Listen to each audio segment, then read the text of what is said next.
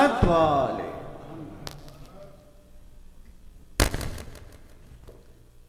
أعوذ بالله من الشيطان الرجيم. بسم الله الرحمن الرحيم. الحمد لله بارئ الخلائق أجمعين، ثم الصلاة والسلام على المبعوث رحمة للعالمين سيدنا وحبيبنا وطبيب نفوسنا وشفيع ذنوبنا، طب القلوب ودوائها وعافية الأبدان وشفائها ونور الأبصار وضيائها، أبي القاسم محمد. اللهم صل على محمد وآل محمد وعلى أهل بيته الطيبين الطاهرين المعصومين الذين أذهب الله عنهم الرجس وطهرهم تطهيرا. اللهم صل على محمد وآل محمد. أما بعد، فقد قال الله في محكم تنزيله: أعوذ بالله من الشيطان الرجيم. بسم الله الرحمن الرحيم. إنما الخمر والميسر والأنصاب والأزلام رجس من عمل الشيطان فاجتنبوه لعلكم تفلحون. إنما يريد الشيطان أن يوقع بينكم العداوة والبغضاء في الخمر والميسر ويصدكم عن ذكر الله وعن الصلاة فهل أنتم منتهون. صدق الله العلي العظيم. اللهم صل على محمد. عباد الله، أوصيكم ونفسي بتقوى الله. My dear brothers and dear sisters, Assalamu alaikum wa rahmatullahi wa barakatuh. All praise belongs to Allah subhanahu wa ta'ala, the praise which has no end, the praise which cannot be counted, praise that He Himself findeth sufficient. And we send our salutation and respect to our leader, our example, our prophet, Ar-Rasul Al-A'zam sallallahu alayhi wa alihi wa sallam. Allahumma salli. May the peace and blessing of Allah be upon him, and may the blessing and peace of Allah be upon his progeny, his family, his descendants, the caliphate of the Prophet, the successors of the Prophet, the trusted ones by Allah and the Prophet. And may the Almighty Allah count us among the true followers of the Prophet and his household, inshaAllah. My dear brothers and sisters, another day to remind one another about taqwallah. Let each and every soul keep in mind that Allah is watching over us. Let each and every soul know that Allah sees every movement that we do. Let each and every soul keep in mind that not only He sees, whatever we do, He will bring it to our attention Yawm al-Qiyamah. Quran tells us that Yawm al-Qiyamah, when the book of deeds is given, and we open the book, and we see in that book, then a person or a man says, ما لهذا الكتاب لا يغادر صغيرة ولا كبيرة إلا أحصاها. Then a man will look at the book and says, what a book, which does not leave every smallest action. Now the greater action that I've done. And Allah subhanahu wa ta'ala says, وَوَجَدُوا مَا عَمِلُوا حَاضِرًا. At that point, they will see what they did will be presented in front of them. وَلَا يَظْلِمُ رَبُّكَ أَحَدًا. Allah said, at that point, your Lord will not do injustice to anyone. Whatever you see as presented to you is your own deeds. Whatever you see of good deed is your deeds. Whatever you do of bad deeds, you will see it then. And that is why it's very important for us to be cautious. What comes out of our mouth is recorded, huh? Allah tells you. Whatever you said, Allah said, I got somebody recorded. ما يلفظ من قول إلا لديه رقيب عتيد. Allah said in one ayah, He says, كراما كاتبين يعلمون ما تفعلون. Katibin, the writers, huh? Everything that you do. Allah said, we assign them to you. Not only that, on top of that, He says, Wallahu khabirun bima ta'malun. So I'm all aware about everything that you do. That is enough to understand how deep this is. May the Almighty Allah give us the tawfiq, Ya Rabb, to always have God conscious in all our actions, Ya Rabb al-Alameen. My dear brothers and sisters, our khutbah today is a continuation of last 2 weeks' khutbah, which we started about one of the challenges of our youth of today, and that is regarding alcohol, which today is one of the big challenges of our youth. When you go to colleges, that is one of the common things that is happening. When we go to parties where there's a mixed gatherings, that is one of the things that happens in them. And our youth are now put into very difficult situations where they have friends who are not Muslims, who grew up in this country like they are. And those young men don't have those boundaries. All they know, you get to 21 years, you can have a drink, that's fine. And we as a Muslim, our youth become 23, 25, 30, so you still cannot drink because it's haram.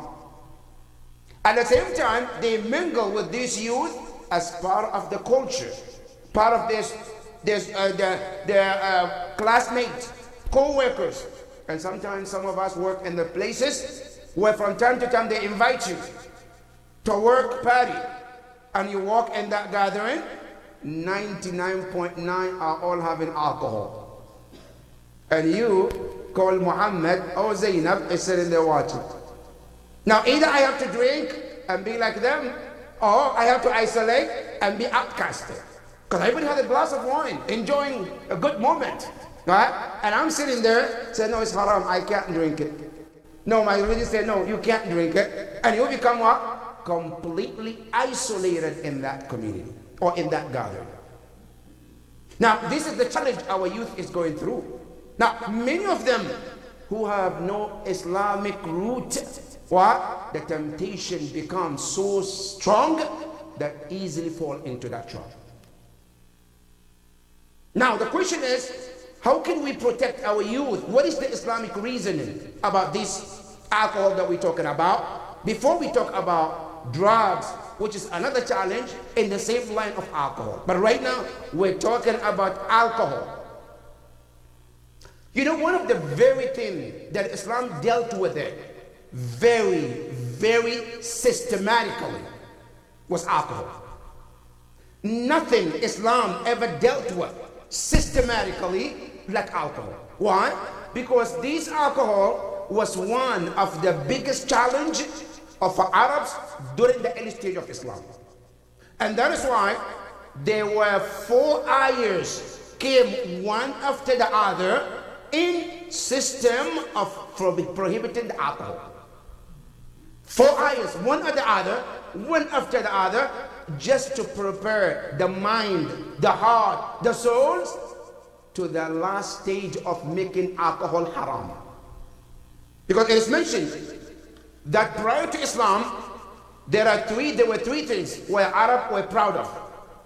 3 things was part of the culture. Number 1 is known as a shi'r, poem. Arabs were into it. And that is why Quran came through that part and brought them the Quran, which is something similar they're proud of, to prove them that Quran is a miracle.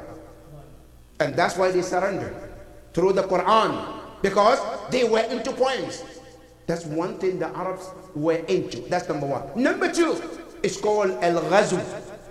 Fight, battle, wars was a common thing among the Arabs.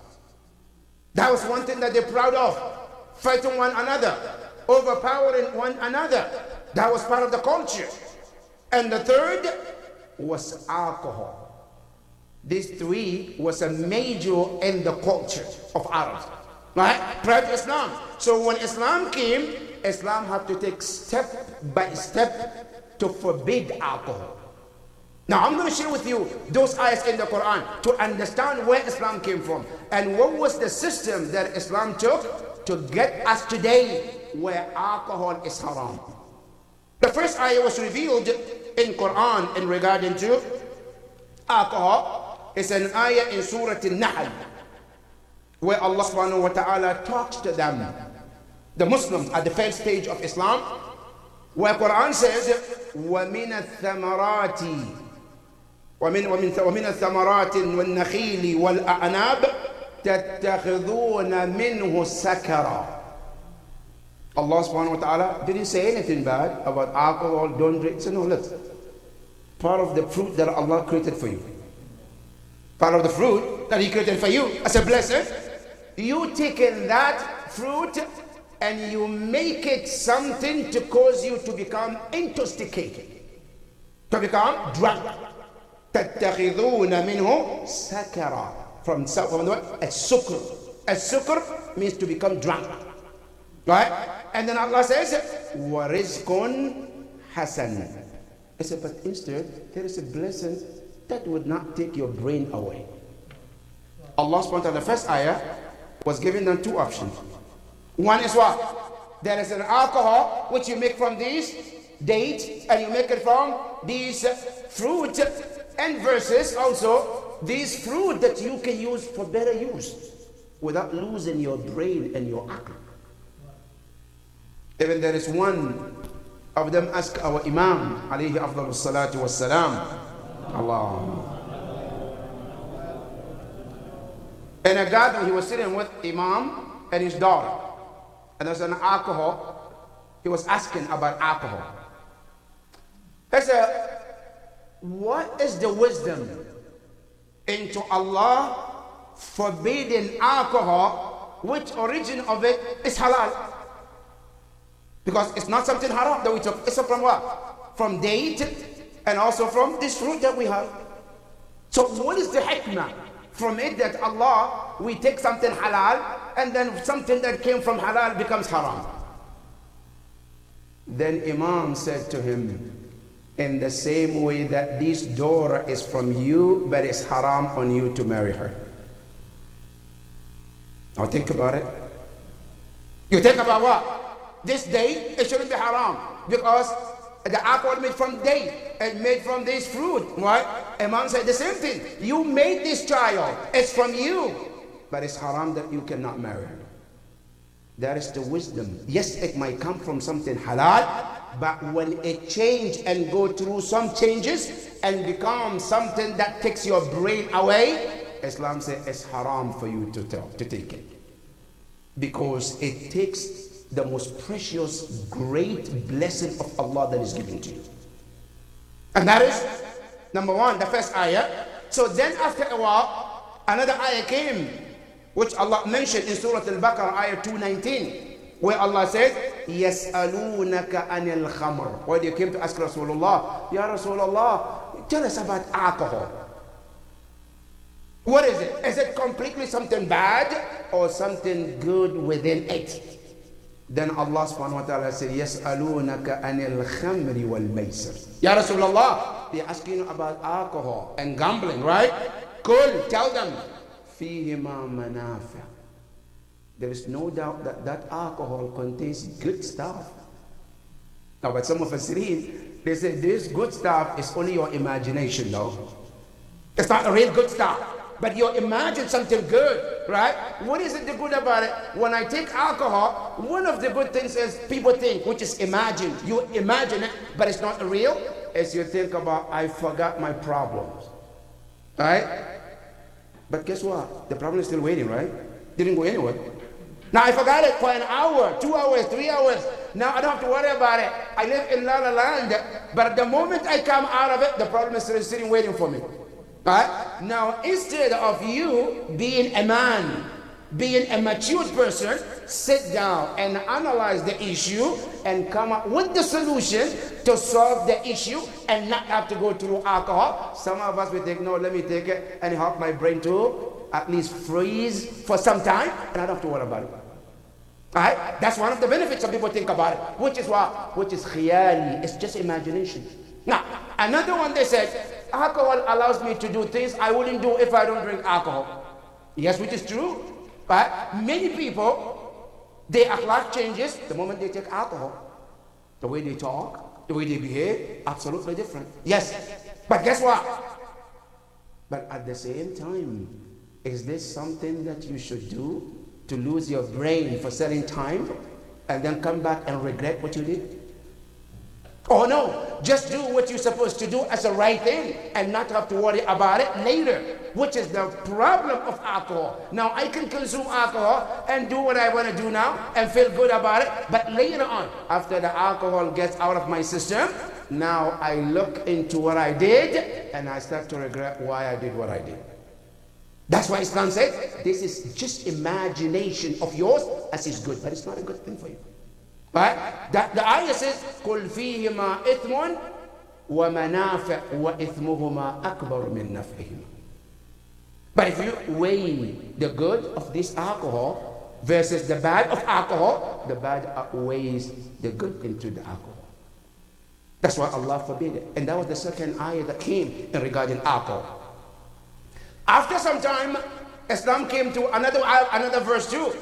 Right? That the first verse came in Mecca. When Allah talking to them, وَمِنَ الثَّمَرَاتِ وَالنَّخِيلِ وَالْأَعْنَابِ تَتَّخِذُونَ مِنْهُ سَكَرًا. That came in Mecca. But the second ayah, يَسْأَلُونَكَ عَنِ الْخَمْرِ, that was revealed in Medina. Now, the next ayah, which is the third one, also was revealed in Medina when after prayer was prescribed. Salat became wajib, but many of them still drink alcohol and they come to Salat. And when they come during the Salah, they forget everything they said. Some of them wouldn't even be able to say anything. They stand in the line. They pray with Rasulullah, but they can't remember Fatiha. They can't remember anything. Right?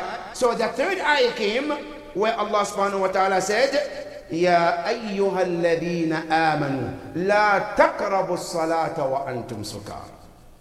Those of you believe, don't come to prayer while you are intoxicated, while you're drunk.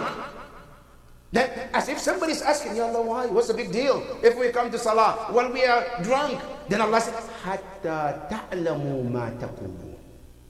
So you know what you're saying during the Salah. Because Salat is communication with Allah. You are talking to Allah. So when you come and you're drunk and you don't know what you're saying, you don't know what you're talking to Allah, you don't know what you're glorifying, you are missing the point of Salah. So Allah said, حَتَّى تَعْلَمُوا مَا تَقُولُونَ.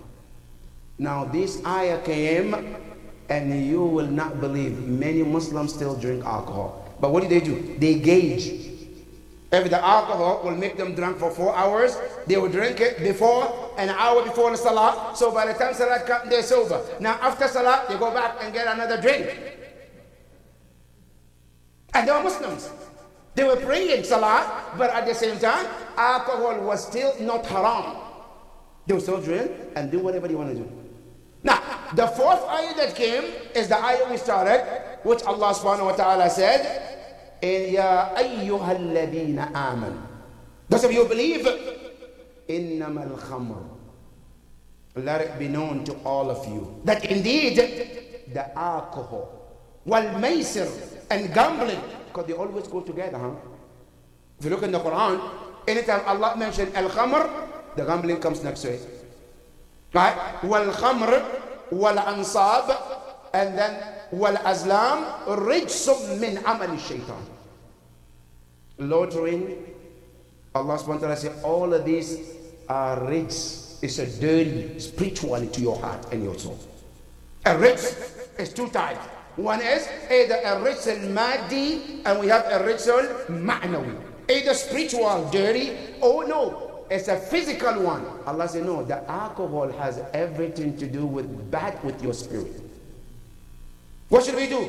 Allah said, فَاجْتَنِبُوهُ. Stay away from it. This is the ayah of what makes the alcohol haram in Islam.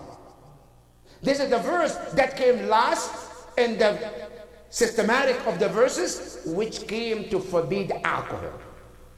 And Allah subhanahu wa ta'ala says, not only I'm telling you it's not good for you. Allah says, لَعَلَّكُمْ تُفْلِحُونَ. If you really want to be successful, it says, stay away from alcohol. Ya Allah, is there any wisdom you can tell us? Allah says, yes, I'll tell you. What is it? It says, إِنَّمَا يُرِيدُ الشَّيْطَانِ. This alcohol, gambling, is one of the tools of shaitan. إِنَّمَا يُرِيدُ الشَّيْطَانِ أَنْ يُوقِعَ بَيْنَكُمُ الْعَدَاوَةَ وَالْبَغْضَاءَ. It's one of the best tools shaitan used to create animosity among you. Well, how far do you want to go? If you allow me, I can go a little bit deeper in this matter. But what I'm saying, right, that this alcohol and gambling can lead to animosity. If you hear a lot of shootings in America, where does it start? In the party's place, right? Where people come there, they drink, they lose it, they took guns, they start shooting one another. One of the worst places where you find attack on one another for no good reason is where this alcohol is used. Because when people start to drink alcohol, they lose it. And what happens? They go beyond the line to do worse things to one another. إنما يريد الشيطان أن يوقع بينكم العداوة والبغضاء في الخمر. And shaitan wants to use that through the alcohol. And then he says, not only he wants to bring the animosity, there's more to it that shaitan wants to do. وَيَصُدُّكُمْ عَنْ ذِكْرِ اللَّهِ. To prevent you from the remembrance of Allah. Because once you're out of that state of your mind, you wouldn't even remember Allah to even talk about Allah. That's one thing shaitan wants to do. Not only that, Quran says it, وَأَنِ الصَّلَاةِ, and to prevent you from your 5 daily prayers. And they say, فَهَلْ أَنْتُمْ مُنْتَهُونَ. Would you allow him to do this to you as a Muslim? Don't allow shaitan to take that advantage from you. And that is what Quran tells us, to stay away from this alcohol. And that's why when you go to the hadith of the Prophet, every stage of alcohol, the hadith says, is cursed. One hadith, the Prophet sallallahu alayhi wa alihi wa sallam, he says, لَأَنَ اللَّهُ صَانِعَ الْخَمْرِ. Allah has cursed any person who makes alcohol. وَلَأَنَ اللَّهُ شَارِبَهَا. And he cursed anyone who consumes it. وَلَأَنَ اللَّهُ بَائِعَهَا. And Allah cursed the one who sells it. And he cursed the one who buys it too. And he cursed the one who carries it from one location to another. Everything about alcohol, the Prophet said Allah has cursed it. There's no rahmah in it. That's why in our hadith, even sitting at the table where there is an alcohol is haram. I'm not drinking, but somebody's drinking. It's still haram for you to sit on that table. Our Imam al-Hussein alayhi afdalu salatu wassalam,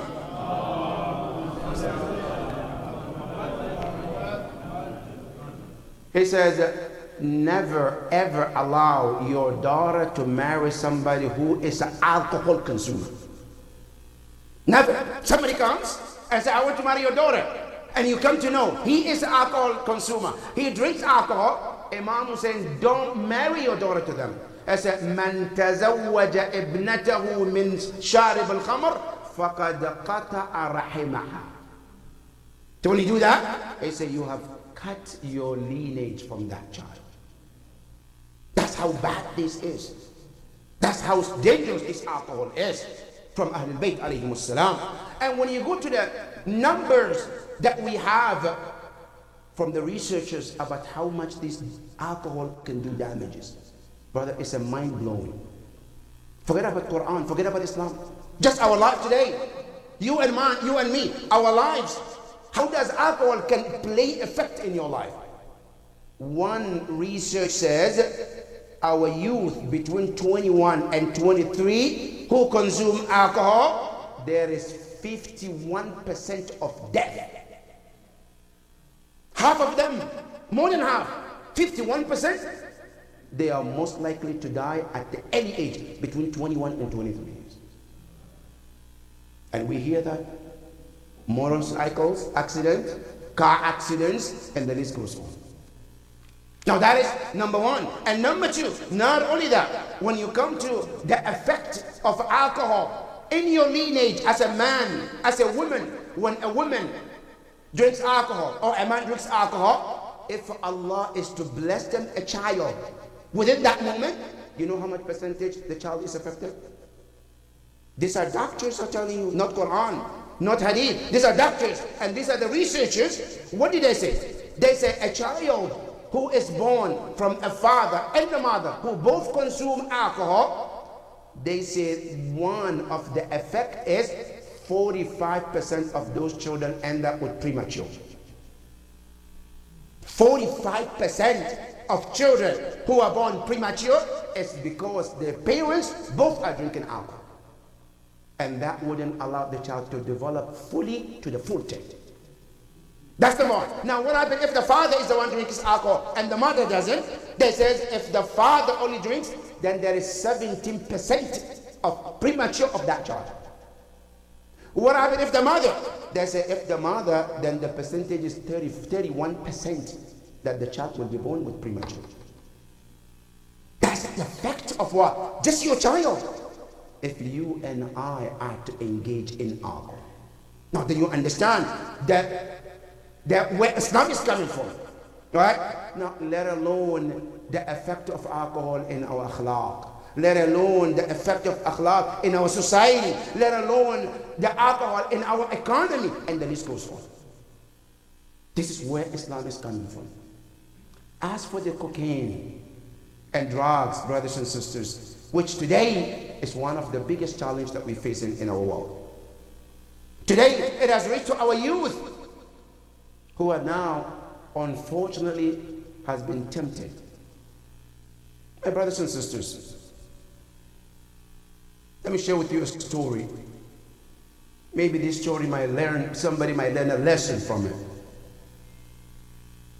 I grew up seeing a family I know very well. A young man was growing brilliant, very smart, both in Arabic and English. Was very, very smart as he was growing. And all of a sudden, things started to change. We saw everything started to decline. His grades started going down. His life started to change. From being the smartest child to become the weakest child in the family. And people started to wonder what's going on. Come to find out, he's doing drugs. And I watched this young man, his mother sold the most precious gold that she has to take her child to rehab and to gain her child back. I watched this woman sold her expensive clothes just to make sure that her child back to normal. And I watched this woman from the day one that she realized this is what my child is now engaged to. She never became herself till the day she departed this world. I watched this woman, her life started to deteriorate just because of her child's situation. The child never came back. She spent everything she had of jewelry, expensive clothes to save him. But she was not able to. She finally died with that feelings, with that broken heart. And I saw the father the same thing, did everything he could do to save their child. The child, they were looking up to him, his future, all shredded in front of them. Who's that brother that I'm talking about? Who's the woman that I'm talking about? I'm talking about my mother, brothers and sisters. I'm talking about my brother who was engaged in that. And I saw my own mother, she never recovered till the day she died. And I never shared this story. This is my first time I'm sharing. But inna la fi qasasihim la'ibra. When you go to the college and you want to touch that alcohol or cocaine, remember your mother. And remember how much that one mistake can destroy your father and your mother. Remember that one mistake that you do to take that alcohol or to take that drug, how much people you will destroy for that one mistake. And one discipline of yourself, or saying no to the drugs, how much life you can save. My dear brothers and sisters, this is one of the worst ways the shayateen are trying to destroy our youth. Be smart and say no to drugs and say no to alcohol to save yourself and save your family. May the Almighty Allah subhanahu wa ta'ala help us to do the right thing, Ya Rabbil Alameen. Ya Allah, we ask you, show us the right way and help us to stay on the right way, Ya Rabb. Ya Allah, show us the wrong way and help us to stay away from it, Ya Rabbil Alameen. Bismillah ar-Rahman ar-Rahim. Inna a'tainaka al-kawthar fasalli li rabbika wanhar inna shani'aka huwa al-abtar. Sallu ala Muhammadin wa ali Muhammad. Sallu.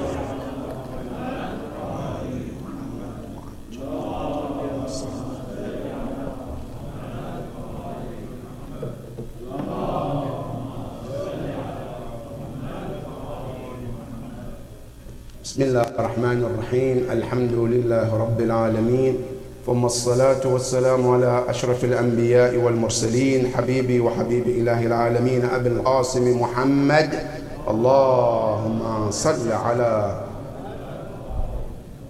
وعلى أهل بيته الطيبين الطاهرين. اللهم صل وسلم على علي أمير المؤمنين وعلى فاطمة الزهراء سيدة نساء العالمين وعلى الحسن والحسين سيدي شباب أهل الجنة أجمعين وعلى الحسن والحسين سيدي شباب أهل الجنة أجمعين وعلى أئمة المسلمين علي بن الحسين زين العابدين ومحمد بن علي باقر علم النبيين وجعفر بن محمد الصادق وموسى بن جعفر الكاظم وعلي بن موسى الرضا ومحمد بن علي الجواد وعلي بن محمد الهادي والحسن بن علي العسكري والحجة بن الحسن المهدي أجل الله تعالى فرجه وسهل الله مخرجه وجعلنا من أعوانه وأنصاره ومن المستشهدين بين يديه جميعا ورحمة الله وبركاته.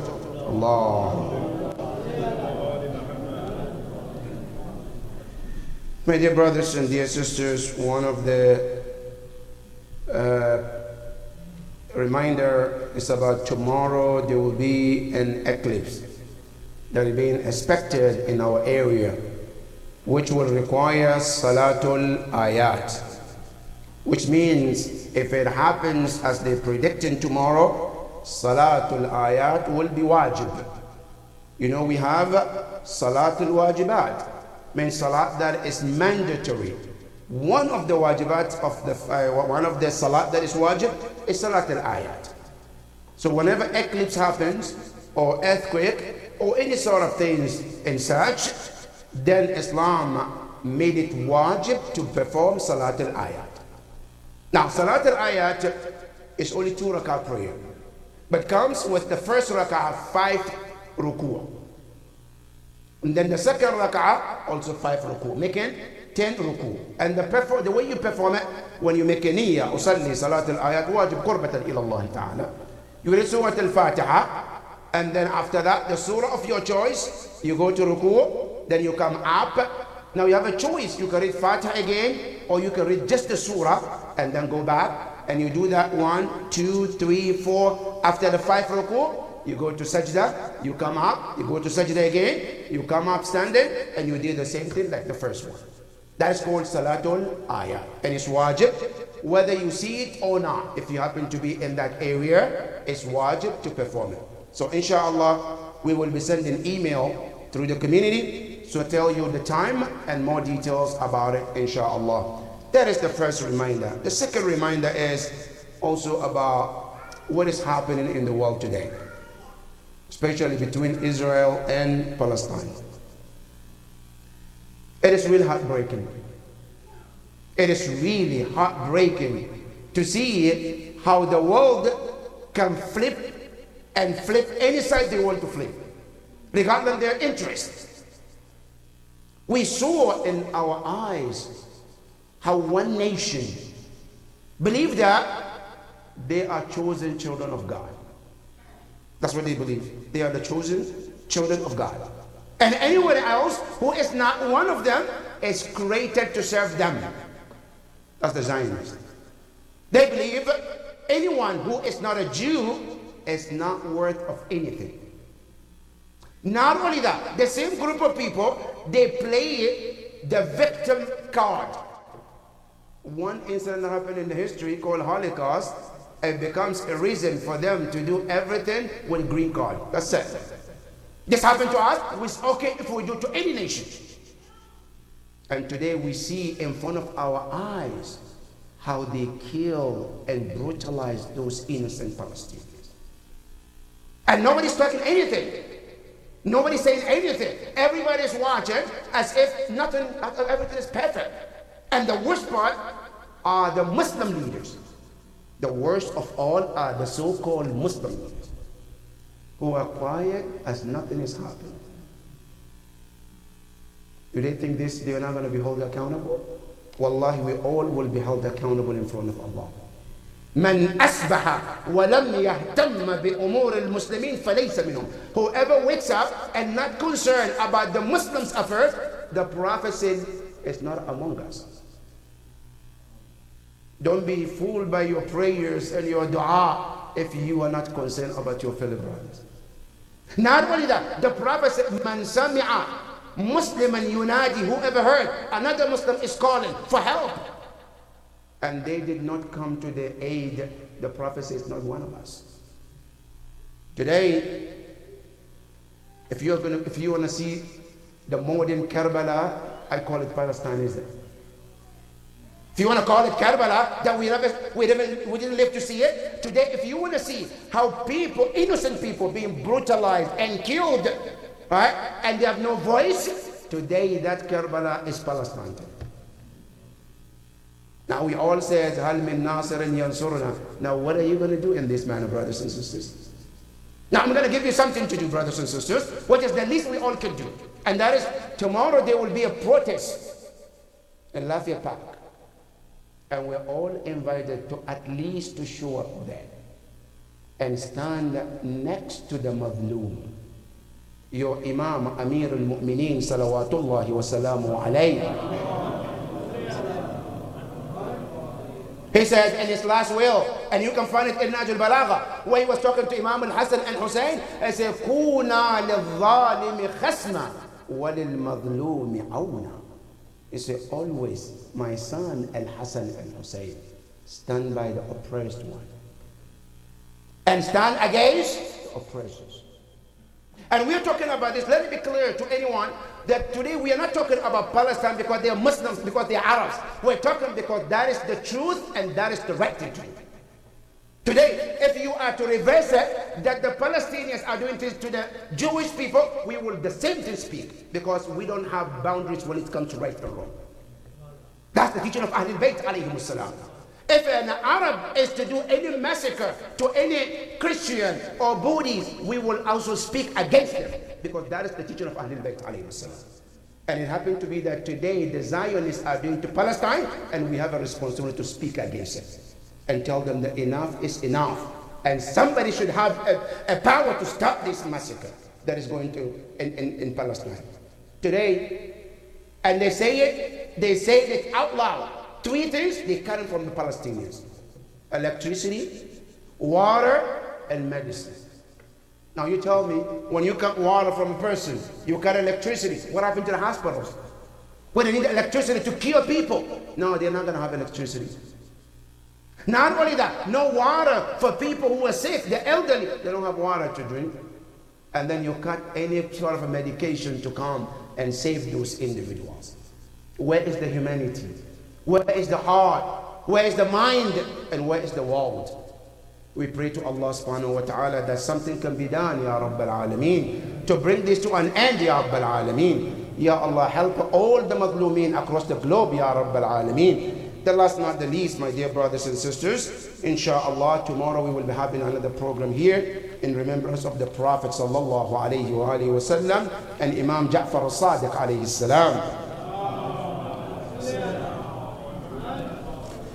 And this program will begin, inshallah, around Maghrib, and all are kindly invited to join us to remember our Prophet and remember our sixth Imam, to glorify their birth, inshallah. We pray to Allah subhanahu wa ta'ala to help all our brothers and sisters, Ya Rabbal Alameen. Our sick brothers and sisters, those who are at homes and hospitals, Ya Allah, give them the fastest recovery, Ya Rabbal Alameen. Our marhumeen, marhumat, Ya Allah, be pleased with all of them, Ya Rabbal Alameen. Bismillah ar-Rahman ar-Rahim. Inna a'tainaka al-kawthar, fasalli li rabbika wanhar, inna shani'aka huwa al-abtar. Sallu ala Muhammadin wa ali Muhammad.